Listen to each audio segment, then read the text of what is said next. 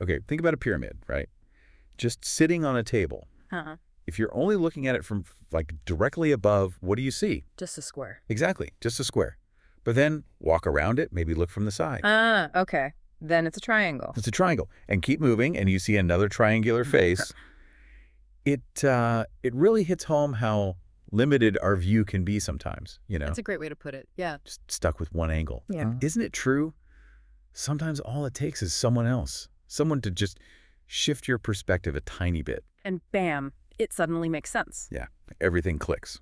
It's a fantastic analogy. Really shows how that fixed viewpoint can, well, hide the bigger picture, the richer reality. We all have those moments, don't we, where a concept, you hear it again and again, but it just doesn't land. Right? Until someone gives you that one example or they phrase it just so. And it resonates. It resonates, yeah. It's like, oh, now I get it. Seeing things from different angles, it unlocks a deeper understanding, challenges those fixed ideas we have. Absolutely. Yeah. And, that brings us to this really fascinating area we've been looking into. Okay. We've been delving into some material about how the CIA actually trains its operatives, specifically in, interpersonal interactions. Interesting. Yeah, we're going to unpack things like charisma, vulnerability, and this quite intriguing idea of moving through what they call public, private, and even secret lives. Okay, public, private, secret lives. It sounds very cloak and dagger. It does, right. Yeah. You might be sitting there thinking, okay, that sounds like it's straight out of a spy movie. Yeah, you might wonder, what does, Cold War tradecraft, and for anyone unfamiliar, tradecraft is just the term for the techniques used in espionage. What does that have to do with, well, your everyday life? Exactly. And that's where it gets surprisingly relevant. So our mission today, our deep dive, is really to explore how these techniques, these spy techniques, can actually offer some, well, pretty profound insights into building stronger connections, just understanding people better, and maybe even becoming more effective in our relationships, maybe even in leadership roles. It's about seeing those different sides of a person, just like our pyramid, right? Gives you a much fuller picture. A much fuller picture. Precisely. That pyramid analogy, it really sets the stage well. Because when you're only seeing that first shape, that square, you're missing so much. You're missing the depth, the complexity. It's like a two-dimensional understanding of something that's really multi-layered. And isn't that just like real life? Wow. We often have these fixed ideas about situations or Right. people, even ourselves sometimes. Yeah. We decide someone's this way or a problem is that way. Impossible, maybe. And we just get stuck there, blind to other possibilities. Yeah. It's true. And often it takes bumping into a different viewpoint, doesn't it? Maybe a colleague says, hey, what if we try this? Or a friend gently points out something you hadn't considered. And suddenly your understanding just broadens. That initial shape suddenly reveals itself as part of something bigger, more complex. It's funny. Sometimes it's not even new information. Right. It's the way it's presented, or maybe even who presents it. That makes all the difference. I've definitely had that happen, heard the same advice over and over. But it only clicked when it came from one specific person, or they used this certain illustration. It's like they found the right angle on the pyramid for me. That is such a key point. We all process things differently, don't we? Our own experiences shape how we see things. What clicks for one person might just, go right over another's head. Totally. And I'm sure you, listening right now, you've probably had that moment too. Someone helped you see something in a completely new light. Okay, so let's get into this idea of charisma then. Right. So in the intelligence world, charisma isn't just like this magical quality some people have. I'm not just born with it. No, it's actually framed as a deliberate tool, a skill that operatives are trained to develop and use strategically. Yeah, and what's fascinating there is the idea that while lots of people might feel they lack that sort of effortless charm, they are definitely drawn to it in others. It's that initial pull, what the source material calls sugar. Sugar. Oh, yeah. And the insight is charisma isn't necessarily innate. It's more a practice skill. It's about focused attention, creating positive feelings. And the goal, well, at least in spying, is to use that sugar to maybe draw a target away from their usual crowd, their social circle. Create a stronger bond with the operative. Right. Create a stronger bond. It sounds a bit calculated, maybe. It does. But the principles underneath about human connection seem pretty universal. It's about fostering closeness, maybe even dependence. By subtly shifting those social dynamics, the operative becomes more important in the target's life.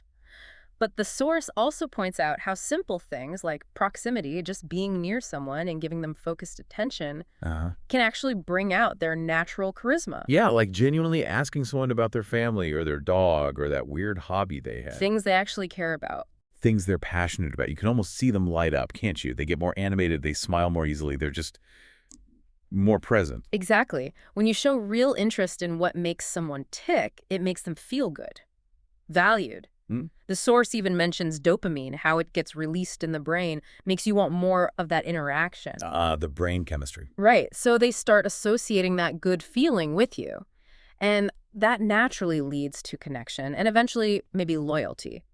So even outside of spying, just giving someone your undivided attention, showing genuine curiosity, that seems powerful for building rapport. It really makes you think, doesn't it? Yeah. How often we just have surface-level chats versus really trying to understand what's going on with someone. Yeah. Okay, so we've got charisma as the sugar, the initial draw. But what's the real key to building deeper trust, according to these methods? Well, if charisma gets you in the door, then vulnerability. Yeah. That's presented as the really critical piece for forging deeper, more meaningful connections. Vulnerability, okay. It's about finding and entering someone's vulnerable space, building real comfort and trust there. And to get that, we need to explore these 3 lives the source material talks about. Okay, this feels important.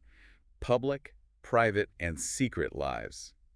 Let's dive in. Okay, so the public life, that's the image we carefully put together for the world. Curated self. Instagram feed, LinkedIn profile. Exactly. How we act at work, what we talk about casually, we're generally hiding the messy bits, the weaknesses. Right, it's the highlight reel, like you said. No one's posting their biggest fears or most embarrassing moments for everyone. Not usually. Then you move to the private life. This is smaller, more trusted. Family, close friends. Okay. Here we share more personal stuff. Quirky habits, maybe opinions we wouldn't share widely. The example they gave was like admitting you secretly love 1950s musicals. Yeah, definitely relatable. We all have those little things we only share with our inner circle. It builds intimacy. It does. But, and this is crucial, the source says, even in our private lives, we still don't usually share our deepest shames, our biggest vulnerabilities. Those tend to reside in what's called the secret life. The secret life. And this is where our deepest insecurities live. The things we're often terrified of others finding out. The core idea here is that real connection, deep trust, means moving past the public, even past the private. Into that secret, vulnerable space. Yes, and that happens through reciprocal sharing vulnerability. Wow, the secret life. Even, outside of espionage, I imagine everyone has something tucked away there. Oh, absolutely. And the source argues that getting access to this secret life, being allowed in, is the key. It transforms someone into a truly trusted confidant or, in their world, a potential asset. And how do you get there? From public to private to secret. Often the path is paved with vulnerability. Sharing something about yourself first, maybe something you feel you shouldn't share. It's like that example you mentioned about suspecting a friend was gay during Don't Ask, Don't Tell. Exactly. By offering acceptance, a safe space, no judgment, you might be invited into that very private, maybe secret part of their life. Creates trust. Creates massive trust. And the source stresses everyone has a secret life rooted in some kind of shame. Now, that shame might not seem objectively shameful to others. Right. But it feels that way to the person. It could be anything, an affair, money problems, maybe closeted alcoholism, or just being deeply unhappy in a marriage they pretend is fine.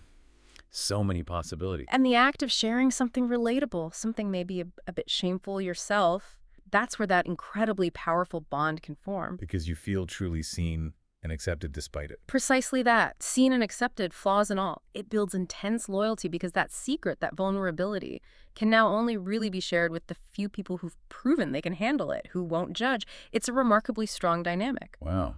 Okay. So taking this out of the spy world, how do we apply these ideas, beyond spies and secret agents? Yeah. That's the key question, isn't it? It's fascinating in these high-stakes scenarios. But is it practical for us?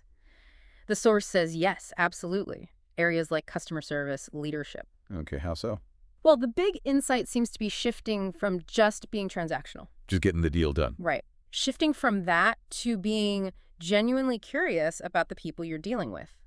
In customer service, for instance, instead of just the sale, taking a real interest in the customer, their needs, their experience. Oh, That can build way stronger value, much more loyalty. that makes total sense. People know when you're just reading a script versus actually listening. They do. When you show real interest, it feels different. It connects. And the source mentioned career advancement, too. Yeah, the idea being if you understand and engage with your colleagues, your bosses on a more personal level, understand the perspectives, maybe even what makes them vulnerable, you can build much stronger working relationships. Moving beyond just the tasks and deadlines to like actual human connection. Of course, the stakes are wildly different. Oh, hugely. Like the source joked, a spy messes up, people could die. We mess up at work, we might just end up in another meeting. Right. Different consequences. But the underlying principles of connection, that human need to be seen, to be accepted for who we are, that stays the same. That feels constant. It's a crucial distinction. The context is different, sure, but the basic drivers of how we connect as humans, pretty consistent. And that leads us nicely into another really vital concept they talked about, the problem with judgment. Judgment, yeah. That feels like a big one. We all do it, don't we? Almost automatically. We do. But the source frames it as a major roadblock, a barrier to really connecting with people or leading them effectively. Exactly. Judgment is basically jumping to a conclusion with like hardly any information. It's often rooted in those old survival instincts, See a furry boulder, immediately decide threat. Fight or flight. Right. But in our complex modern lives, those snap judgments can really stop us from truly understanding other people. Okay, so what's the alternative? The CIA idea of assessment, right? Tell us about that. Yes, assessment. It's described as more of an ongoing loop. You're constantly gathering information, but you're not jumping to fixed conclusions. So less labeling. Much less labeling. Instead of immediately thinking, okay, that person's being defensive, they must be insecure, you just observe. Observe the behavior, the body language, the tone, the word choice, without instantly deciding why. Okay, so you just notice, they seem defensive, but you don't attach the reason yet. Exactly. You stay curious, and then you try to gather more information, maybe ask open-ended questions. Like what? Like, you seem really frustrated by this. Can you tell me a bit more about what's going on? Or what parts of this are worrying you the most? Questions that invite more detail. Got it. Opens the door instead of closing it with a label. Precisely. In intelligence, information is everything, right? Information superiority is key. The more you understand, the better you can navigate things. And assessments aren't set in stone either. No, not at all. New information can always refine your understanding, maybe even completely change it. It's a continuous learning process, keeping that open, curious mindset. Right. And the positive impact of doing this non-judgmental assessment, is huge. First, the other person feels safer. They don't feel like they're being instantly sized up and categorized. Builds trust. Builds trust, encourages them to share more. And second, as the source points out, think about it. Most of us feel judged by people pretty often in our lives. Yeah, that's probably true. So when you approach someone with genuine curiosity, without that immediate judgment, it's almost like having a superpower for building relationships. The superpower. I like that. You're creating a space where they feel safe just being themselves. It really loops back to that idea of natural curiosity we talked about earlier, doesn't it? It does. Being genuinely interested in understanding someone else's view without your own filters and biases getting in the way first, that builds such a stronger foundation for real connection. It's honestly surprising how these techniques, born in the world of espionage, offer such practical, relevant insights for just everyday life. It really is. It definitely makes you rethink how we approach interacting with people. The big takeaway seems to be consciously trying to shift from judgment to assessment. Observe. Ask open questions. Understand more before concluding. It truly does. And maybe that leaves us with a final thought for you, our listener. Okay. Think about the pyramids in your own life. What assumptions might you be holding on to based on just one angle, one limited perspective? And how might consciously practicing assessment, trying to understand rather than immediately judge, how might that change your view of the people around you and ultimately maybe change the quality of your relationships? It's about looking beyond that first shape, isn't it? Exactly. Yeah. Appreciating the full complexity of the world and of the people in it.